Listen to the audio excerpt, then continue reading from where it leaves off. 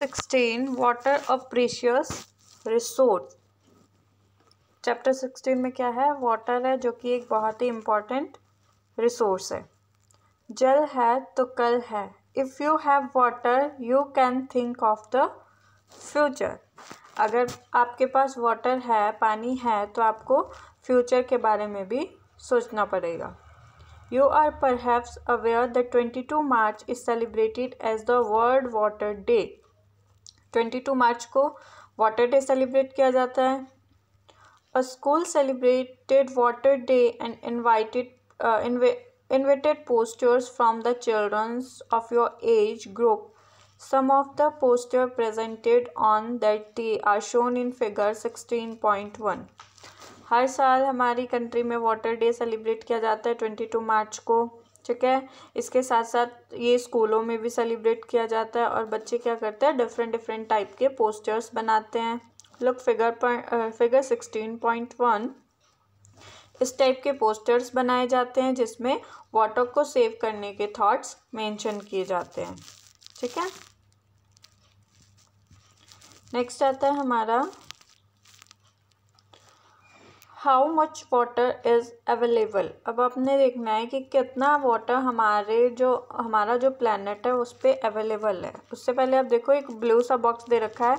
Year 2003 was observed as the international year of fresh water to make people aware of this dwindling nature resource.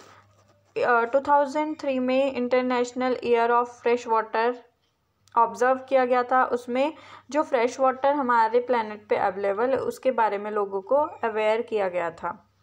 More than 1/3 of the people in the world could face water scarcity. क्योंकि हमारा जो country है या हमारा जो भी world है उसमें आधे से ज़्यादा लोग जो हैं, पूरे दुनिया में आधे से ज़्यादा लोग पानी की कमी को फेस कर रहे हैं, ठीक है। बहुत सी जगह ऐसी है जहाँ पे पानी प्रॉपरली अवेलेबल नहीं हो पाता है लोगों को।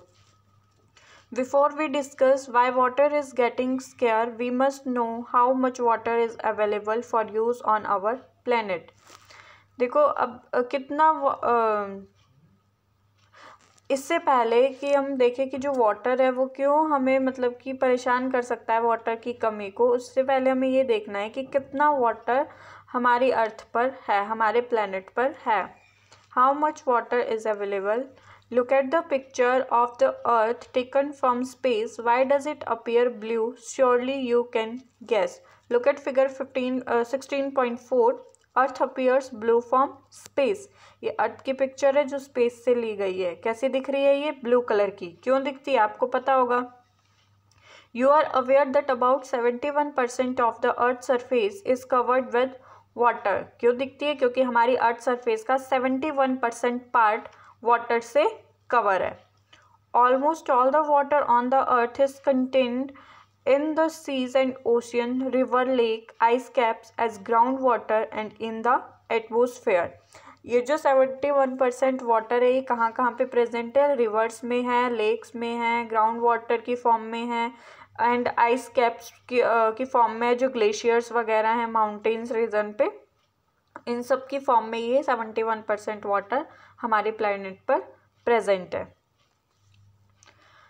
However, most of this water is not fit for human consumption directly. The water that is fit for use is fresh water. लेकिन ये सारा पानी तो हमारी अर्थ पे बहुत सारा है 71%, लेकिन ये सारा का सारा वाटर जो है वो पीने के लिए सेफ नहीं है, ठीक है। इसमें से जितना पानी हमारे लिए पीने लायक है जिसको हम पी सकते हैं वो कौन सा वाटर है? Fresh water. Perform the following activity to estimate रफली the relative amount of water available in some of this sources. अब हमने एक एक्टिविटी परफॉर्म करनी है जिससे हम वाटर की अवेलेबिलिटी को फाइंड कर सकते हैं कि कितना वाटर हमारी अर्थ पे अवेलेबल है। Activity 16.2। Most of us assume water to be a limitless resource.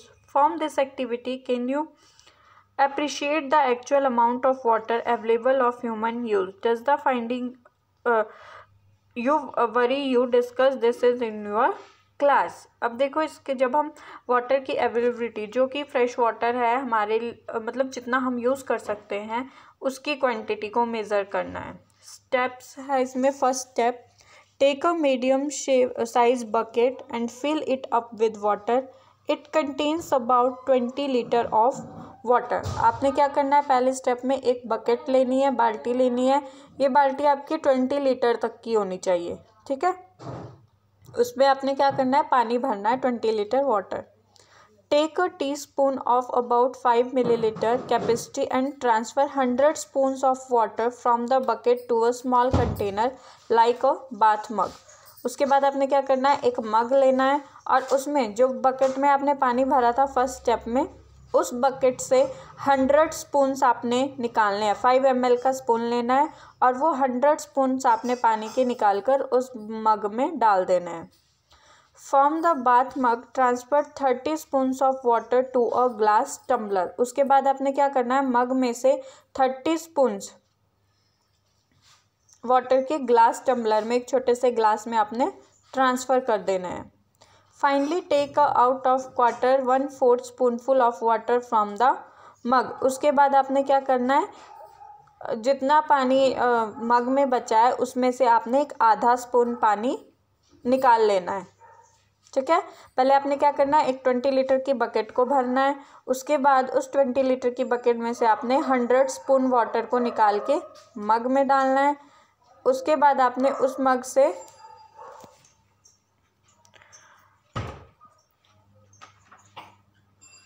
आपने 30 स्पून ग्लास टम्बलर में ट्रांसफ़र करना है वाटर को. एंड लास्ट में आपने क्या करना है, एक स्पून लेके उस स्पून में पानी को डालना है. ठीक है,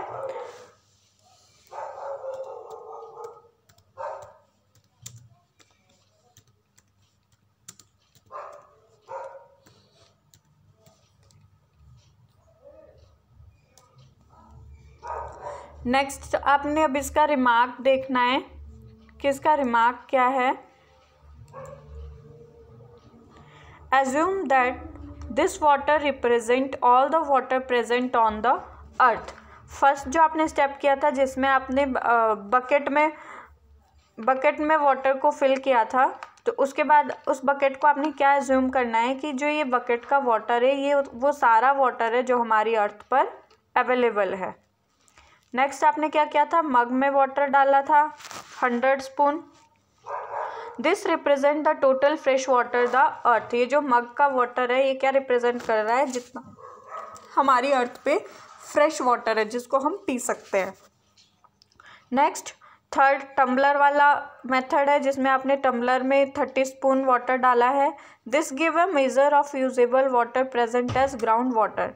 टम्बलर वाला वाटर आपका as a ground water represent कर रहा है, जितना ग्राउंड वाटर प्रेजेंट है. नेक्स्ट आता है last, it represent all the water present in all the lakes and rivers of the world. और जो आपका फाइनली स्पून में वाटर बचता है वो क्या रिप्रेजेंट कर रहा है, जितना भी हमारे लेक्स और रिवर में वाटर प्रेजेंट है.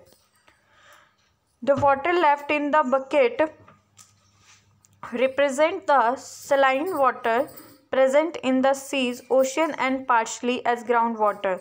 This water is not fit for human use. देखो जो बाकी पानी, जितना पानी हमने निकाल दिया ना डिफरेंट स्टेप्स पे, उसके बाद जो बकेट में हमारा पानी बच रहा है वो सॉल्टी वाटर है जिसको हम यूज़ नहीं कर सकते हैं. ठीक है, पहले बकेट में हमने 20 लीटर पानी भरा था, उसमें से हमने 100 स्पून्स को मग में डाल दिया. ठीक है, तो अब जो वाटर बकेट में लेफ्ट बचा है ना 20 लीटर में से 100 स्पून को निकालने के बाद, दैट इज़ सलाइन वाटर जो कि सीज एंड ओशियंस में प्रेजेंट है, जो हमारे लिए फिट नहीं है पीने के लिए. ठीक है, the water is not fit for human use. The water left in the bath mug represent the water which is present in the frozen from the glacier, ice caps and permanent snow, again not available readily. और जो मग में हमने 100 spoon मग में water लिए, उन 100 spoon में से हमने 30 स्पून लेके ग्लास टम्बलर में ट्रांसफ़र किए. ठीक है, ग्लास टम्बलर में 30 स्पून ट्रांसफ़र करने के बाद जो हमारे पास वाटर बचता है मग में, वो वाटर है जो आइस की फॉर्म में हमारे ग्लेशियर्स में प्रेजेंट है. उसको भी हम डायरेक्टली यूज़ नहीं कर सकते हैं पीने के लिए. Is that clear? नेक्स्ट आता है फॉर्म्स ऑफ वाटर. ठीक है,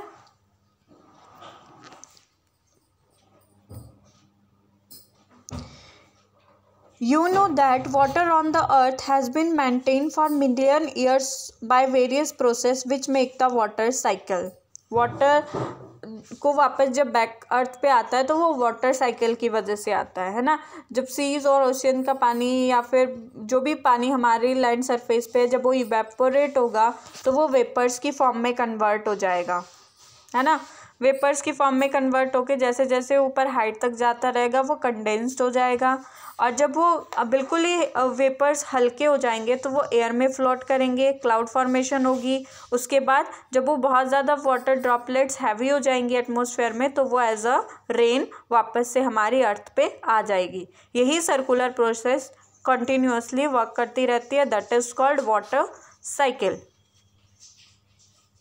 You know that when water circulates through the water cycle, it can be found in all the three forms.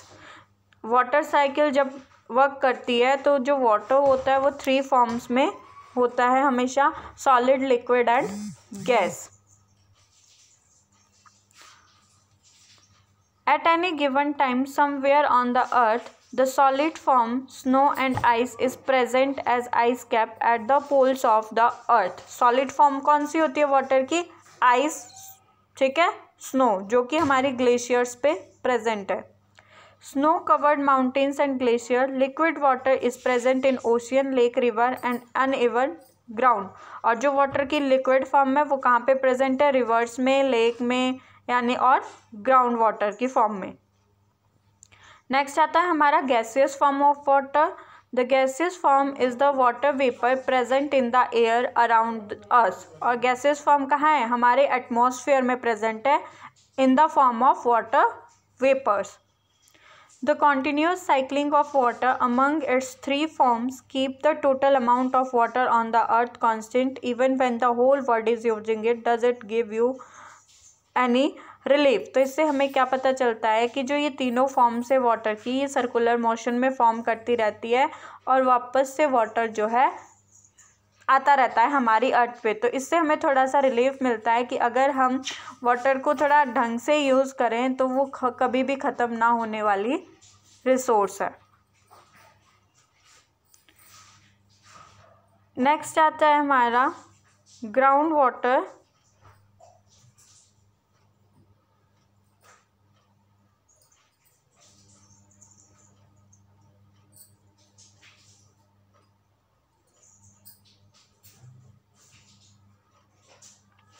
Ground water as an important source of water. क्या ground water एक important source है water की? If we dig a hole in the ground near a water body we may find that the soil is moist. अगर हम ज़मीन को खोदते हैं, ग्राउंड को खोदते हैं, तो हम देखते हैं कि वहाँ की जो सॉइल है, अंदर की जो सॉइल होती है वो कैसी होती है? मॉइस्ट होती है, थोड़ी सी गीली होती है। ग्राउंड की जो ऊपर की सॉइल होती है वो ड्राई होती है, लेकिन अगर हम उसको थोड़ा सा स्क्रैच भी करेंगे ना ग्राउंड को तो भी नीचे वाली जो लेयर होगी वो कैसी दिखेगी हमको? Moist layer. The moisture in the soil indicates the presence of water under ground. ये जो मॉइस्चर प्रेजेंट होता है हमारी सॉइल में, ये क्या इंडिकेट करता है? कि जो हमारा मतलब वाटर, अंडरग्राउंड वाटर की प्रेजेंस को ये शो करती है, मॉइस्ट सॉइल।